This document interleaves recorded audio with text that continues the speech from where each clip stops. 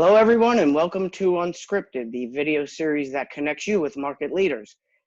Today on our Unscripted video, we welcome George Odden, partner at Ardent Advisory Group. Hello, George, and thank you for joining us here today. Good morning, Rich. Thanks very much. Thanks for having me. Sure. Now, today's topic is actually a follow-up from the June cover story that you wrote for Professional Car Washing and Detailing magazine. And some readers might not realize or might not even think about that we're preparing this content a few months in advance before they actually receive the hard copy.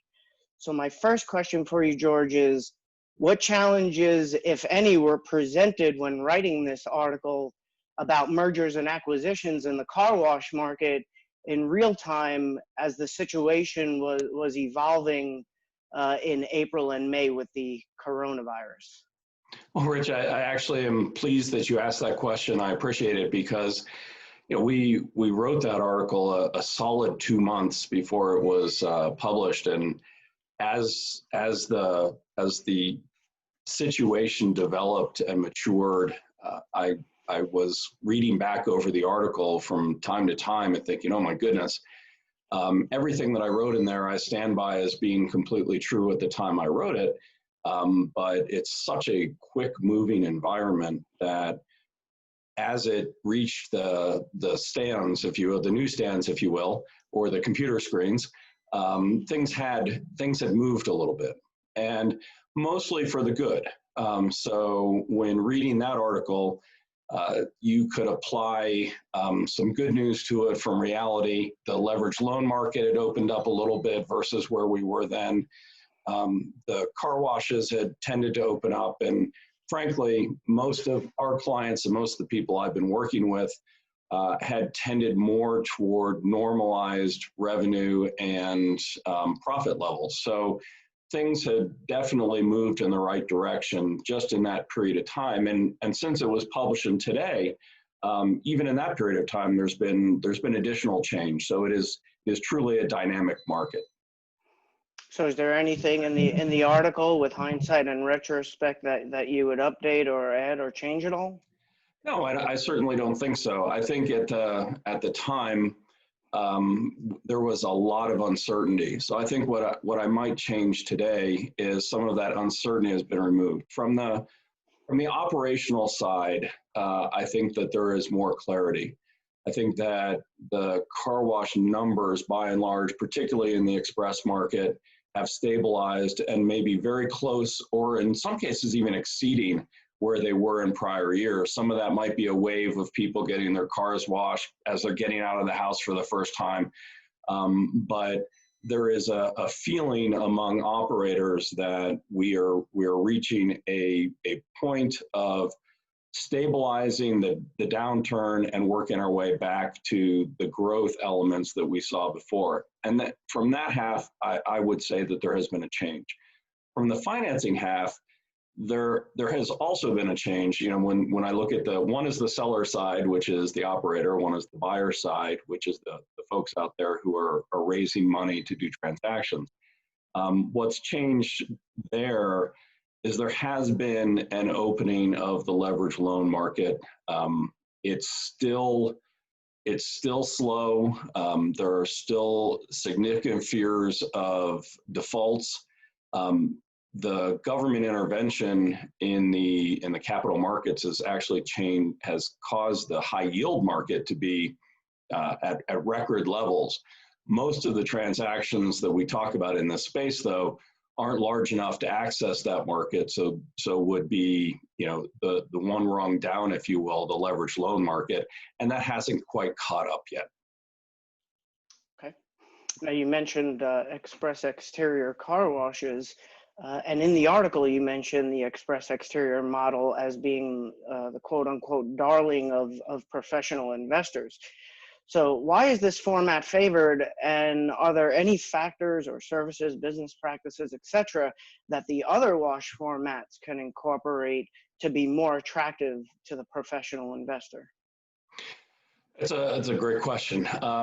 The express car wash market is popular among the professional investors, if you will, for a number of reasons. The first reason is that there is a relatively light reliance upon employment. And when you look at things that are most difficult about small businesses, it tends to revolve around human resource issues, being able to attract the right people at a reasonable rate to do the job. So in an express car wash, that's a relatively low bar in that there are very few people required. There's also a lower entry point in terms of building an express car wash, in that it requires, with land, is generally a $4.5 to $5 million undertaking.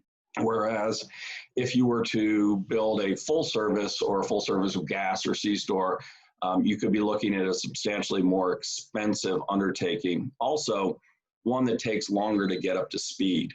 If you're building an express car wash, you can often turn a profitability within 90 to 120 days. So it's a very quick return on your investment. So there are a number of reasons it's popular. Those are among them. As far as what can people do who are in full serve or have a lube or a gas or convenience store, we've actually seen a move toward taking a full serve wash and actually changing it to be an express only. The other popular change is to add an express lane to an existing full service wash, so that a customer, and make it what's called a flex wash. So the customer has the opportunity to either treat it as an express or treat it as full serve.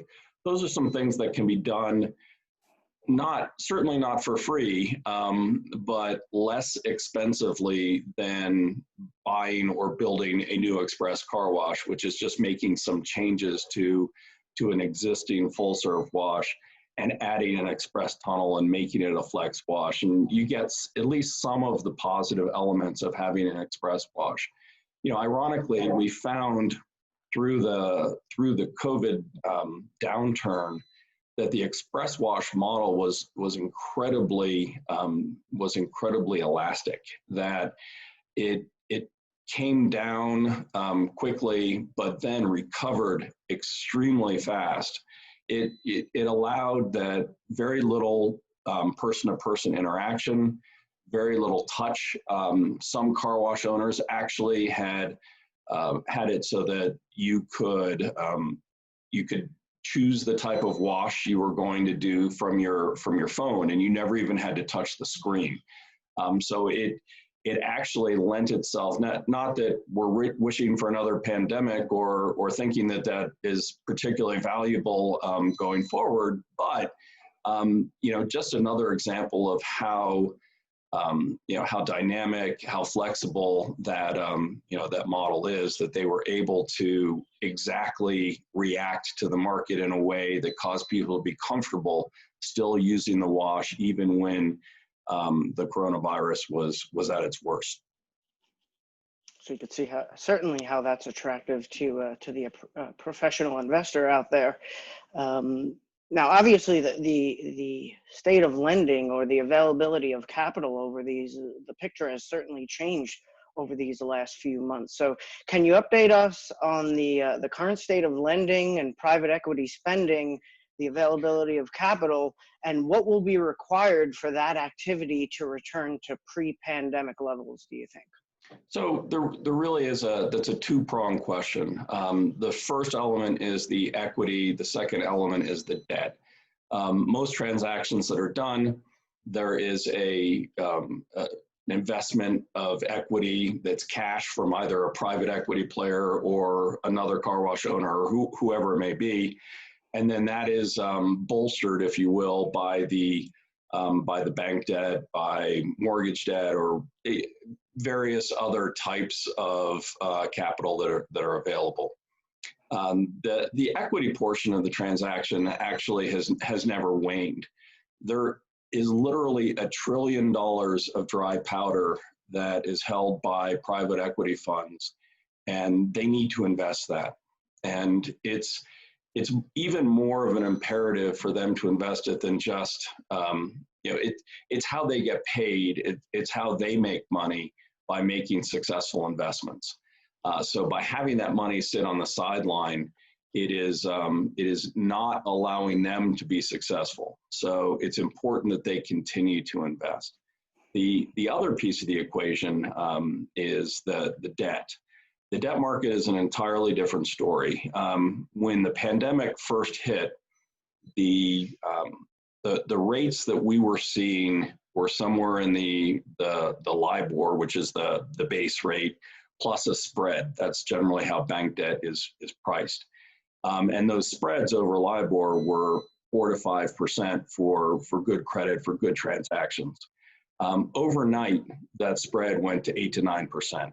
So that's a 400 basis point, a 4% increase, where, you know, if you think about the impact of that, if you're borrowing, you know, $10 million and you're borrowing $10 million at 5%, that's $500,000 a year. All of a sudden, it's $1 million a year. I mean, the ability to make a return goes down dramatically as the interest rates go up.